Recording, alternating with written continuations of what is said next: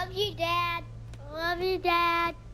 I love you, Dad. Welcome back to another episode of the FMV Archive. Today we are doing something. This was recommended to us by Galrasso. I don't know how to pronounce it. I'll put it here so you can actually see it. Thank you for the recommendation. The game is Too Well Hidden. This game is released by Runebox Studios. They have another game that's kind of like a Mickey Mouse, Steamboat Willie horror game, walking simulator. This is another walking simulation game with a teeny bit of FMV in there.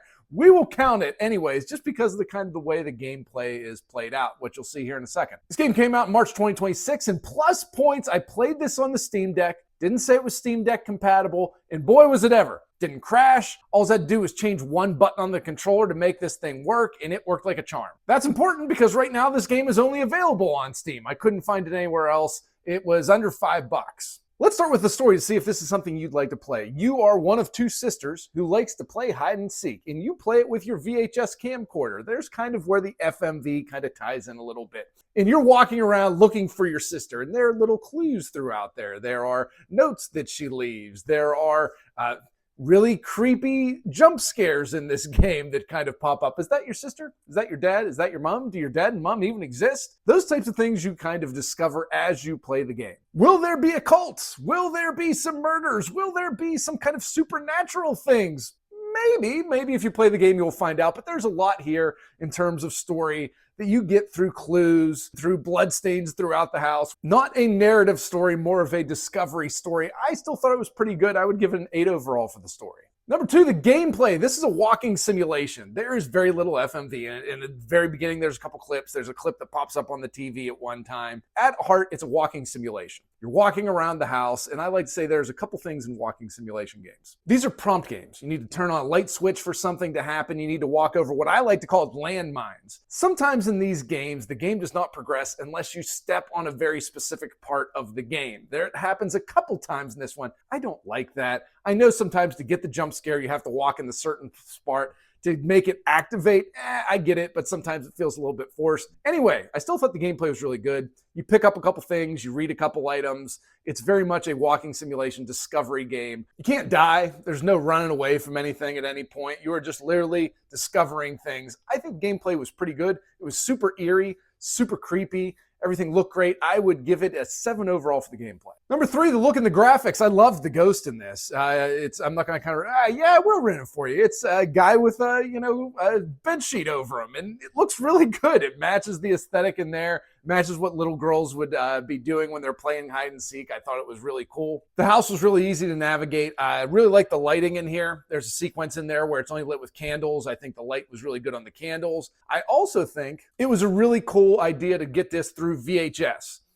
Kind of makes everything a little bit more grainy, a little bit more gritty, a little bit creepier through the VHS filter that you have through this. The monster, I'm not going to tell you who or what the monster is. That's part of the game. Look at the graphics is really nice. I'd give it an 8 overall for that. Number 4, the dialogue, and we're going to cram the acting into it as well. There is a little bit of voice acting into it, but it's very minimal. The dialogue is also very minimal in this. There are a couple very creepy parts with dialogue in it, though. And where it is there, it is really scary. It is really good. The voice acting is great. Even though there's just a snippet of it, I think it was really good. And we'll count that as acting because it's the voice acting. 6 overall for the dialogue and the acting. There isn't much of it, but what is there is pretty good. Number 5, instead of the consequences of your choices, we're going to go over game logic because walking simulations are definitely more focused on game logic than it is actual progression through some sort of consequences. Most of it's very good. Most of it makes sense. Most of the clue finding makes sense. Sometimes you definitely have to walk over those landmines to activate things, and you don't really know what you're looking for sometimes. That can get a little bit frustrating, but it's not that bad. All the clues in terms of picking up things like notes, they stuck out pretty obvious. They weren't highlighted and glowing or anything, but that's like, okay, here's a piece of paper with writing on it. I should probably pick it up. So those types of things made sense. A lot of sounds cue you to do stuff, to turn around or to go in a different room, and I think it was really good. Game logic, pretty darn good on this one, 8 overall. Number 6, direction and cinematography. The room layout is good.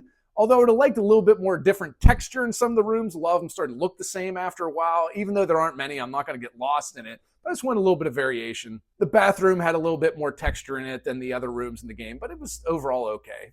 More rooms, would have liked that. More cult stuff. That is a storyline that kind of exists, but really doesn't get exposed at all. This is the 90s. It's kind of the very end of the Satanic Panic. Would have liked to have dove a little bit more into that and had a little bit more of things in the house that knew the path that the story was maybe going on. A little bit more clues into that. Overall, the shots are good. Mama?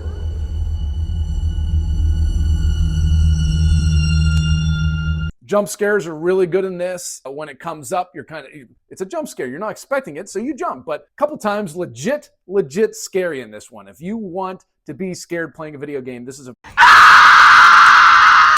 very good one for that. 5 overall for direction and cinematography. Number 7, the sound design. Easily the best part of this game. I think the sound design is absolutely perfect for this one. And it needs to be, because a lot of the things are activated. I played this with headphones on. I would recommend headphones with this game, and that definitely makes a difference. You can hear the sound coming from different sides. I really liked it, and the sounds are creepy. You get scared hearing some of the stuff on this, like legit, hair on the back of your neck standing up type of stuff, which is not easy to do in a video game because, you've seen everything at this point. You're scared by the practical effects of this game, which I think are pretty good. Creaks of the doors, steps behind you, giggling behind you, your little sister hiding from you, everything on this, even though subtle, just really adds to the sound. Easily a 10 overall. Love the sound design for this game. So up next is Inventiveness. What is new in this game? It's a walking simulation game. There's really nothing new in this game. There's nothing that I saw in this that was like, woo, never saw that before. There were those landmines that you had to step on to activate things. There were switches you had to do to get to the next part, to open up a door, things like that, or to see a ghost pop up behind you. That stuff has been around for a very long time. Game gets a 2 for inventiveness, like the VHS filter. Again, that's kind of been done before, but it's not always done, and it was done particularly well here.